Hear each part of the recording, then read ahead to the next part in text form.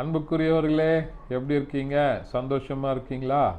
நிச்சயமாகவே நீங்கள் சந்தோஷமாக, மகிழ்ச்சியாக, ஆசீர்வாதமாக இருக்க வேண்டும் என்று சொல்லி உங்களை வாழ்த்துகின்றேன். ஆண்டவர் உங்களை ஆசீர்வதித்து வழிநடத்துவாராக. தொடர்ந்து இந்த காலையில் கர்த்தருடன் இந்த யூடியூப் நிகழ்ச்சியை பாருங்கள், மற்றவர்களுக்கும் ஷேர் பண்ணுங்கள், லைக் பண்ணுங்கள், சப்ஸ்கிரைப் பண்ணுங்கள். ஆண்டவர் உங்களோடு கூட இருந்து உங்களை ஆசீர்வதித்து வழிநடத்த உண்மையுள்ளவராய் இருக்கிறார். இந்த நாளின் தியானத்திற்கு ஆதாரமாக சங்கீதங்களின் புத்தகம் 18ஆம் சங்கீதம் அதனுடைய 1வது வசனம் இப்படியாக சொல்கிறது, என் பெலனாகிய கர்த்தாவே உம்மில் அன்பு கூறுவேன் என்று சொல்லி சங்கீதக்காரனாகிய தாவீது ராஜா சொல்லுகிறதை பார்க்கிறோம்.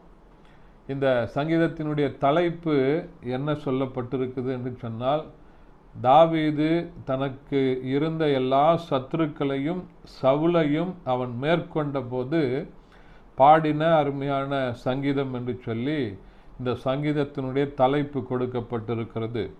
அவனுக்கு உண்டான எல்லா நெருக்கத்தில் இருந்தும் அவனை எதிர்த்த எல்லா சத்துருக்களின் கையில் இருந்து அவன் விடுவிக்கப்பட்ட போது, சவுலின் கையில் இருந்து அவன் விடுவிக்கப்பட்ட போது தாவீது பாடின அருமையான சங்கீதம், என் பலனாகிய கர்த்தாவே உம்மில் அன்பு கூறுவேன் என்று சொல்லி. எனக்கு அருமையானவர்களே, இந்த உலகத்தில் ஒரு வேளை எதெல்லாம் நமக்கு பலம் என்று சொல்லி நம்பிக்கொண்டிருக்கிறோமோ இவைகள் எல்லாவற்றை காட்டிலும் ஆண்டவர் என்னோடு கூட இருப்பது தான் பலன்.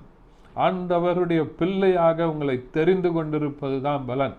ஏனென்று சொன்னால், தாவீது அவனுடைய குடும்பத்தில் அவனோடு கூட பிறந்த எல்லாரை காட்டிலும் தாவீது ஒரு விசேஷித்தமானவன். ஏனென்று சொன்னால், சவுலின் மூலமாக தைல கொப்பியை கொண்டு அபிஷேகம் பண்ணப்பட்டவன், தெரிந்து கொள்ளப்பட்டவன். ஆண்டவர் தாவீதோடு கூட இருந்தபடியினால தான் தாவீது எல்லாவற்றையும் மேற்கொள்ளக்கூடிய பலத்தை அவர் பெற்றுக்கொள்ளுகிறார்.